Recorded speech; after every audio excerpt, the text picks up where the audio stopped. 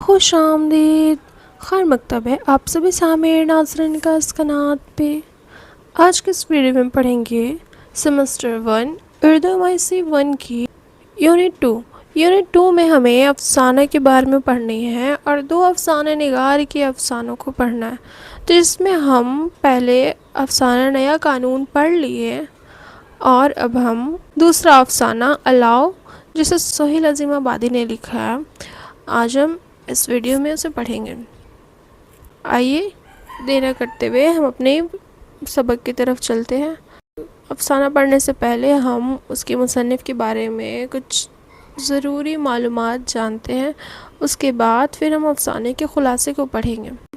دیکھیے لکھا ہے اصل نام، دیکھیے اصل نام یہ جو جتنا ہے یہ سہیل عظیم آبادی کے بارے میں ہے، تو ان کا اصل نام سید محمد تقی تھا۔ قلمی نام یعنی ادب کی دنیا میں آنے کے بعد جو انہوں نے اپنا نام رکھا وہ ہے سہیل عظیم آبادی۔ پیدائش 1911 عیسوی، عظیم آباد بہار کی راجدھانی پٹنہ کے نام سے جانتے ہیں، اس سے پہلے عظیم آباد کہتے تھے۔ وفات 1978 عیسوی۔ دیکھیے ادبی خدمات دیکھتے ہیں۔ سہیل عظیم آبادی اردو کے معروف شاعر، ادیب اور نقاد تھے۔ ان کی شاعری میں سادگی، خلوص اور حقیقت نگاری نمایاں ہے۔ دیکھیں ان کی شاعری کے بارے میں یہاں پر لکھا ہے کہ ان کی شاعری سادگی، خلوص اور حقیقت نگاری تھی۔ انہوں نے قومی، سماجی اور انسانی مسائل کو اپنی نظموں میں مؤثر انداز سے پیش کیا ہے۔ ان کی زبان نہایت آسان، سادہ اور عام فہم ہے، جس کی وجہ سے ان کی نظمیں ہر طبقے میں مقبول ہے۔ ان کی نظم ہر طبقے میں مقبول ہے کیونکہ اس کا زبان آسان، سادہ اور عام ہے۔ وہ ترقی پسند رجحانات رکھنے والے شعراء میں شامل کیے جاتے ہیں۔ اب ہم الاؤ کے خلاصے کو پڑھیں گے۔ دیکھیے لکھا ہے الاؤ سہیل عظیم آبادی کا ایک بہترین سماجی اور حقیقت نگاری افسانہ ہے۔ الاؤ جو ہے یہ ایک سماجی حقیقی افسانہ ہے، سماج کے اوپر یہ افسانے کو لکھا گیا ہے۔ اس افسانے میں مصنف نے معاشرے کے غریب، مزدور اور محروم طبقے کے زندگی کو نہایت مؤثر انداز میں پیش کیا ہے۔ دیکھیے اس سبق میں، اس افسانے میں سہیل عظیم آبادی نے اس میں غریب، مزدور، محروم ان لوگوں کے بارے میں، ان لوگوں کی زندگی کے بارے میں ہمیں اس میں بتایا ہے۔ افسانے کا آغاز ایک سرد اور تاریک رات سے ہوتا ہے۔ شدید سردی کی وجہ سے چند غریب، مزدور اور بے سہارا لوگ ایک الاؤ کے آگے جمع ہوتے ہیں۔ بہت زیادہ ٹھنڈ ہونے کی وجہ سے، بہت زیادہ سردی ہونے کی وجہ سے کچھ لوگ آگ جلا کر وہاں اکٹھا ہوتے ہیں۔ الاؤ یعنی آگ کا ایک طرح کا آگ کہہ سکتے ہیں، جب آگ جلاتے ہیں اس کی لکڑیاں جب جلنے لگتی ہے تو اسے الاؤ کہتے ہیں، تاکہ اس کی گرمی سے سردی کا شدت کو کم کر سکیں۔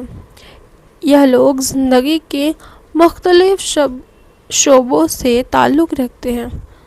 دیکھیے یہاں پہ جتنے لوگ اکٹھا ہوئے ہیں وہ لوگ الگ الگ شعبوں سے تعلق رکھتے ہیں، لیکن سب کے مشترکہ تکلیف، غربت، بھوک، بے روزگاری اور محرومی ہے۔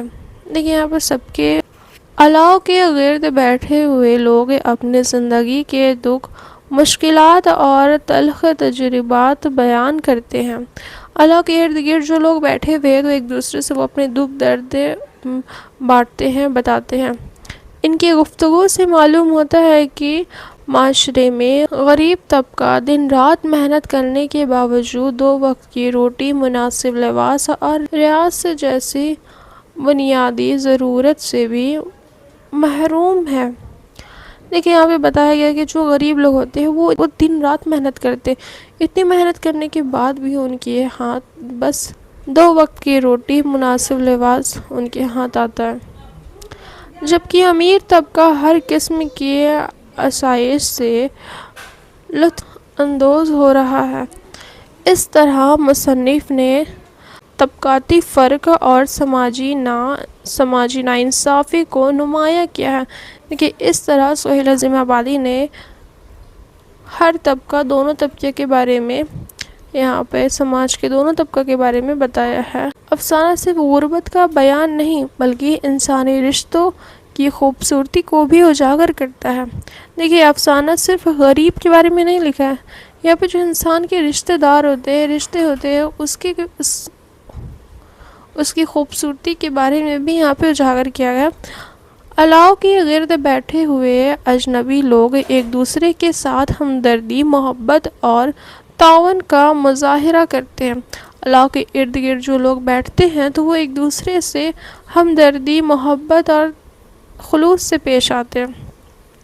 وہ اپنی تھوڑی سی گرمی بھی ایک دوسرے کے ساتھ بانٹتے ہیں۔ یہی جذبہ انسانیت کی اصل پہچان ہے۔ مصنف نے الاؤ کو ایک علامت کے طور پر استعمال کیا ہے۔ دیکھیے یہاں پہ مصنف نے الاؤ کو ایک بہت بڑی علامت کے طور پہ استعمال کیا تاکہ ایک الاؤ ہے، اس کے ارد گرد ہر طرح کے لوگ بیٹھتے ہیں اور اپنے دکھ درد کو بیان کرتے ہیں، ایک دوسرے سے بانٹتے ہیں۔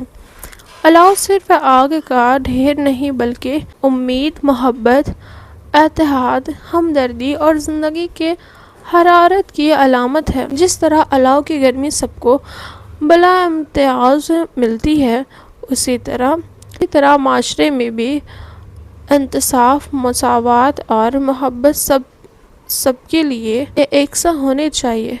افسانے کے آخر میں مصنف یہ پیغام دیتے ہیں کہ اگر معاشرے کے افراد ایک دوسرے کے دکھ درد کو سمجھے، ایک دوسرے کا سہارا بنے اور انصاف و مساوات کو فروغ دے تو ایک بہتر اور خوشحال معاشرہ وجود میں آ سکتا ہے۔ دیکھیے افسانہ الاؤ کے مرکزی خیال کو دیکھیں گے۔ یہ افسانہ غربت، طبقاتی فروغ، انسانی ہمدردی، مساوات، اتحاد اور سماجی انصاف کی اہمیت کو اجاگر کرتا ہے۔ مصنف نے یہ ثابت کیا ہے کہ محبت، تعاون اور انسانی دوستی ہر ایک مضبوط اور پرامن معاشرے کی بنیاد ہے۔